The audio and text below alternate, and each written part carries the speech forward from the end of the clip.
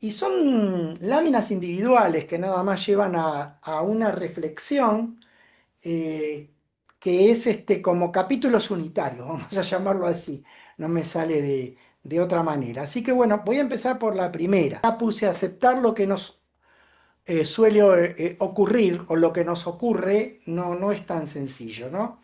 Pero nosotros ya lo tratamos hace mucho en muchos de los talleres y en los cursos de calma. La aceptación es un proceso. Y como es un proceso, o sea que tiene varios pasos, incluso a veces se da un paso y a veces se va un poquitito para atrás de vuelta, porque tal vez uno no estaba del todo preparado para dar ese paso, eh, y entonces por ahí va un poquito para atrás, después vuelve, etcétera. Pero sí es un proceso que es personal, que es único, o sea, para cada etapa en la vida o para cada situación que uno tiene que aceptar, es única, no es igual, no es una fórmula y es intransferible. La verdad que la aceptación es intransferible, ¿no? Y aceptar, en última instancia, es tratar de resignificar lo que nos pasa, lo que estamos sintiendo, muchas veces con sufrimiento, otras veces no por ahí con tanto sufrimiento, pero sí con inadecuación o incomodidad, pero es una resignificación para mejor.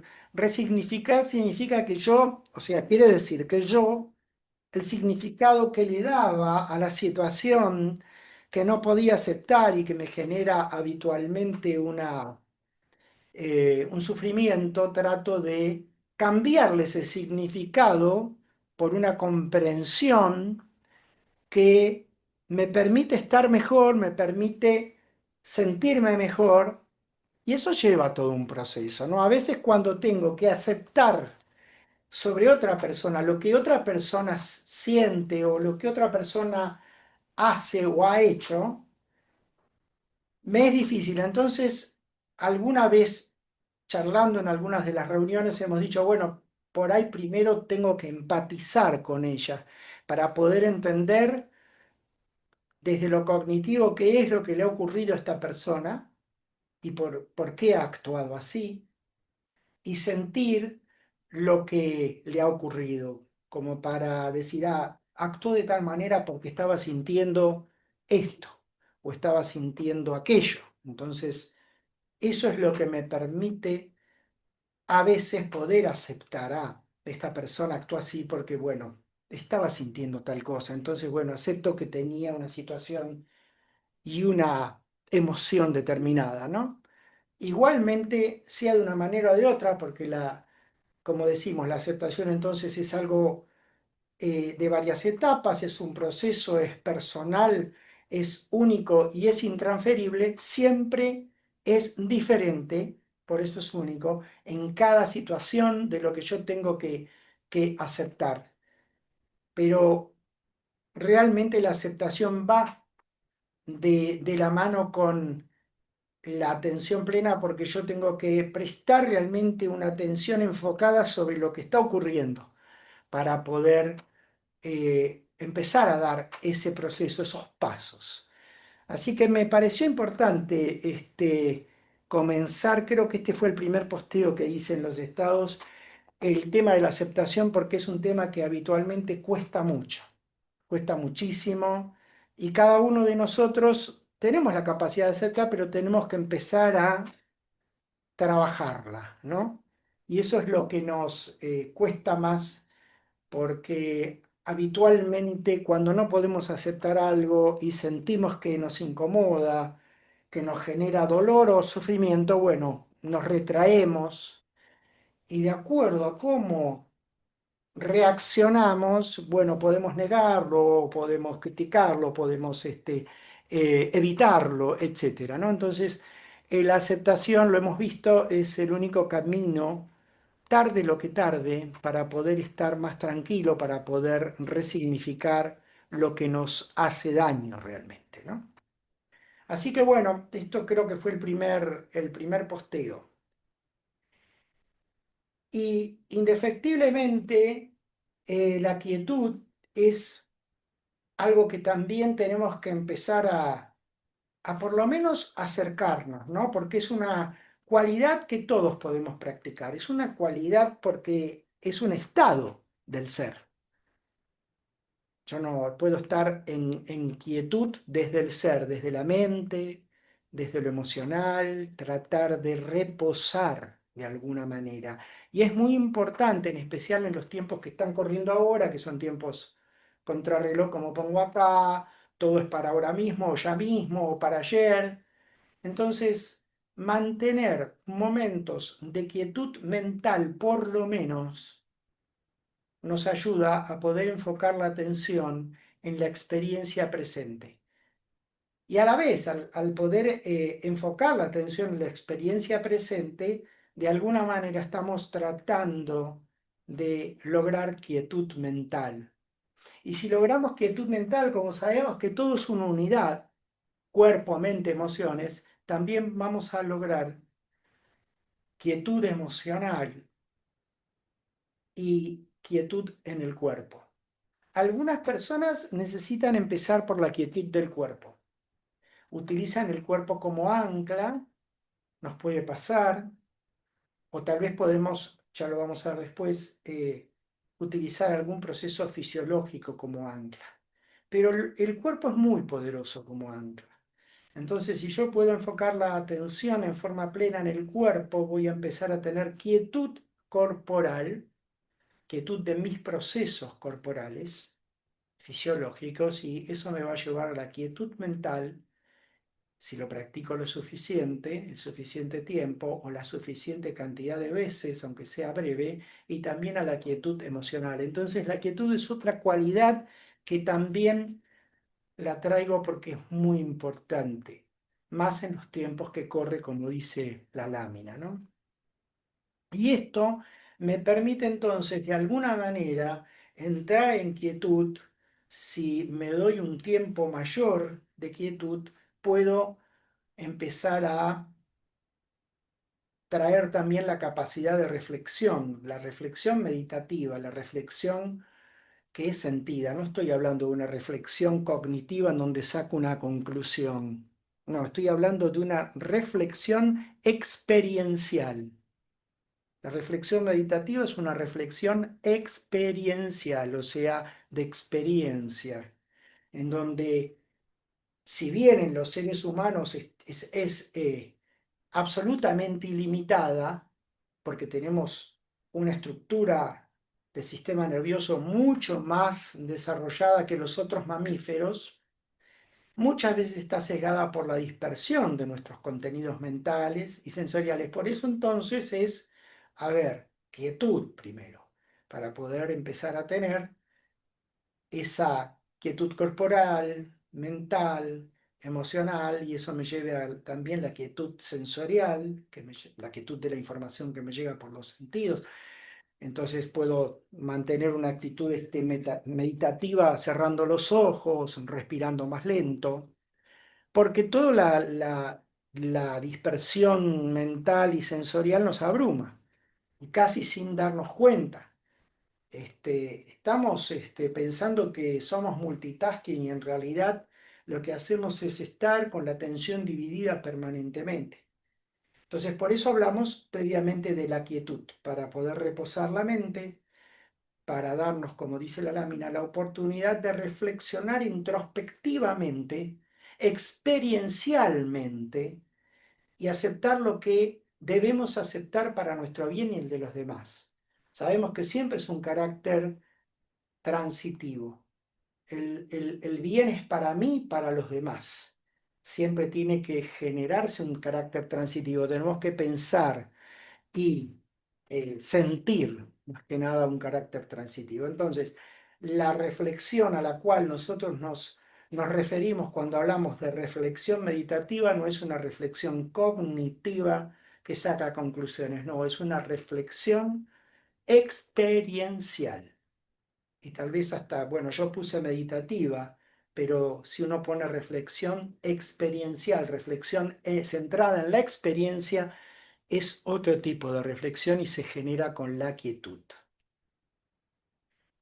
También hice referencia a la naturalidad, porque también en un momento sentí que es algo que nos falta en el trato diario. La naturalidad es algo que nos falta, porque la naturalidad, como dice ahí, se brinda cuando uno tiene una actitud auténtica, o sea, uno se muestra tal cual es, e incondicional. Ustedes saben que para nosotros incondicional y radical es lo mismo. Yo puedo hablar de aceptación radical, de aceptación incondicional, ¿no? Puedo hablar de compasión radical, compasión incondicional, de meta, la meta de por sí es incondicional. Todo surge de ahí, porque la aceptación en algún aspecto está dentro de la órbita de meta, porque no está dentro de la órbita de la atención enfocada únicamente y contemplativa. También tiene una cualidad afectiva, la aceptación. Entonces, esa naturalidad tiene que ver con esa actitud auténtica, esa actitud transparente e incondicional. Y la incondicionalidad, perdón, se relaciona con mostrarse como uno realmente es, o sea, sin ningún tipo de condicionamiento. No me voy a mostrar porque tengo un condicionamiento de querer sacar una ventaja determinada y entonces me muestro con un determinado perfil, pero que no es el mío. No, la naturalidad tiene que ver con esa autenticidad e incondicionalidad. Entonces, ahí dejaba una pregunta, ¿no? ¿Cuántas veces consideramos o consideras que has actuado con naturalidad en esta última semana? Para que no se tenga que ir uno a recordar, uy, en el último mes. No, en los últimos 5 días, 7 días, ¿cuántas veces actué con naturalidad? Entonces, es una lámina que tiene un texto que queda abierto, ¿no? Abierto a una pregunta, ¿no? También me pareció importante en todos los posteos dar uno acá al ritmo, pero más que nada hablando del ritmo, refiriéndonos especialmente a los ritmos biológicos que los seres humanos tenemos. Todos los seres, digamos, hasta los seres, las plantas y todos tenemos ritmos, ritmos que en los mamíferos son ritmos que se llaman circadianos, o sea, son ritmos biológicos, así como el cortisol tiene un ritmo, va, sube a la mañana, baja a la tarde, y un montón de hormonas y, digamos, otras sustancias tienen ritmos, tienen un ritmo determinado, bueno, esos ritmos son biológicos. Entonces es muy importante en nuestro desarrollo respetar esos ritmos biológicos acorde a cada edad. No es lo mismo un ritmo fisiológico o biológico de un niño, que de un niño de una determinada edad, que de un adolescente, que de un adulto, etcétera, pero sin entrar en detalles. No forzarlos, de intentar cambiarlos porque tienen un correlato hormonal, neurológico, inmune y psicoemocional. Cada ritmo tiene un apoyo y ayuda a construir algo. Entonces tampoco tenemos que forzarlos, salvo que tengamos que forzarlos porque un trabajo nos lleva, por ejemplo, un sereno, vamos a decir, o quien trabaja de noche, bueno, cambia su ritmo para poder trabajar de noche, pero eso es una condición especial. Pero si yo quiero desarrollar un nuevo ritmo, un nuevo patrón o un nuevo proyecto, tengo que dedicarle tiempo y recursos necesarios aprovechando mis ritmos biológicos para ello. No, no todos tenemos ritmos idénticos. Tenemos diferencias que a veces son un poco más pequeñas y a veces un poco más grandes en nuestros ritmos, pero tenemos un patrón que es similar. Entonces, las cosas que son forzadas no funcionan por mucho tiempo y terminan entonces generando desequilibrios que muchas veces son mayúsculos, son muy importantes y nos alteran demasiado. Entonces, démosle, dice la lámina, el lugar que corresponde a nuestros ritmos biológicos, honrando así nuestra humanidad, nuestras emociones y permitiéndonos evolucionar individual y colectivamente, porque si nosotros podemos ir evolucionando como seres humanos en forma individual, vamos a poder también, a través de la humanidad compartida y del trabajo en conjunto para el bien común, trabajar y evolucionar colectivamente. Entonces eso es a lo que por ahí me refería cuando hacía esta reflexión también en el posteo del ritmo, el ritmo biológico. Y todo esto también tiene que ver de alguna manera con eh, los mecanismos relacionados con el estrés y la inmunidad, y justo es uno de los temas que tenemos que dar ahora en el examen que vamos a dar en junio. Entonces me pareció, como estaba también reviendo eso, me pareció importante también comunicarlo, ¿no? O sea, si bien todavía no hay conocimiento íntimo de todos los mecanismos entre estrés e inmunidad, o sea, estrés y las defensas, existen evidencias científicas que demuestran que el estrés crónico y algunas otras cosas, pero simplemente para referirnos al estrés crónico, o sea, el estrés sostenido, el estrés prolongado, que sufrimos la mayoría de la población occidental del planeta por nuestro estilo de vida actual, ¿no?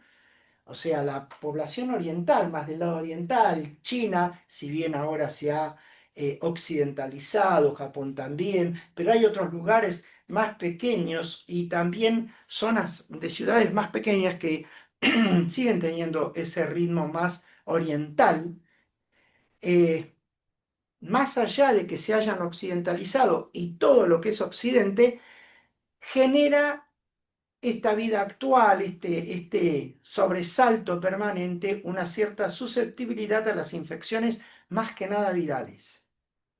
También parece estar relacionado con las enfermedades crónicas, el cáncer, la autoinmunidad. Pero vamos a limitarnos especialmente a las infecciones y en especial las virales.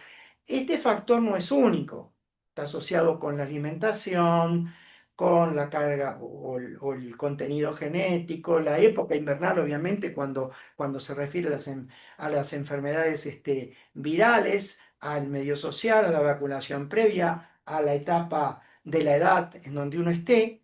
Entonces, el estrés crónico es otra condición, otro factor que también altera la inmunidad natural y la inmunidad adquirida, de diferentes maneras. Entonces, también esta lámina queda con dos preguntas. ¿Tuviste últimamente algún cuadro de respiratorio viral? ¿Algún cuadro infeccioso?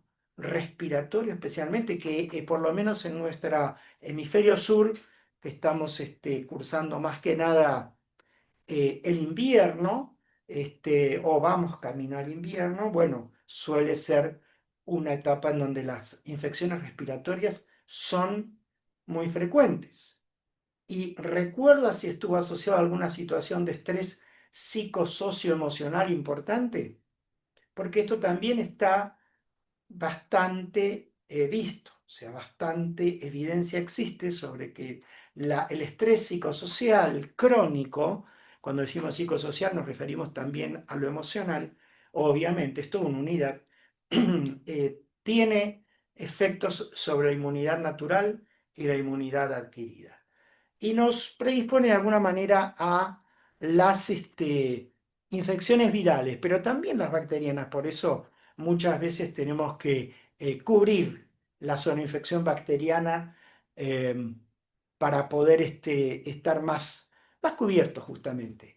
Así que bueno, también esta lámina, si bien es otra que habla por sí misma, está en relación de alguna manera con lo anterior. Y acá, en realidad esto es una tapa de uno de los termos míos que dice solamente respira. Pero bueno, las voy armando con lo que voy teniendo y lo que va surgiendo. Dice, bueno, aunque nos parezca increíble o tal vez raro, la respiración es una función fisiológica que influye especialmente en lo anímico. O sea, no solo le echamos una mano para anclarnos cuando hacemos una práctica meditativa, sino que también en lo cotidiano, si ralentizamos la respiración por unos momentos, eh, especialmente si tenemos una situación emocional intensa, podemos regular nuestro tono anímico, nuestro tono emocional. Por eso al transitar estas situaciones incómodas, inesperadas, aflictivas, si primero nos detenemos y tomamos una pausa y respiramos, eso baja el grado de inflamación tisular, esa inflamación de bajo o mediano grado que ocurre en la circulación sanguínea y en muchos tejidos, y a la vez también o regulamos o bajamos la inflamación del sistema nervioso central, la neuroinflamación. Entonces, no nos olvidemos nunca de detenernos y tomar una pausa respiratoria. Entonces, la pregunta es, ¿cuántas veces has transitado un momento difícil en este último mes? O en estas últimas semanas, si quieren, para hacerlo más breve, más pequeño. ¿Has echado mano a la respiración? Bueno, todo esto es otra cosa que hay que tener en cuenta porque es muy, muy, muy importante. Y con evidencia, ¿no? Y bueno, creo que esta era la última. El amor es el vínculo de afecto que nace de la valoración del otro e inspira el deseo de su bien. Fíjense que este concepto, este lo tomé más de internet y me gustó, tiene que ver mucho con meta, porque es un vínculo de afecto que nace cuando yo valoro al otro o a los otros y eso me inspira, los valoro afectivamente y eso me inspira un deseo incondicional de su bien, que estén bien, que tengan felicidad, que se sientan con bienestar. Eso es meta. Eso es amor incondicional y eso tiene que ver con lo que ya hemos visto de la filosofía oriental, digamos así. O sea, el amor, decíamos, bueno, es como andar en bicicleta, aunque se hayan pasado muchos años en donde uno por ahí no anda en una bicicleta, nunca se olvida. Es tan solo acercarse a ella y sentirse familiar y echarse a andar. Entonces, el amor es igual, es una condición humana, es una emoción humana primaria, por lo cual siempre podemos echar mano al amor, al afecto, a la amistad incondicional, ¿no?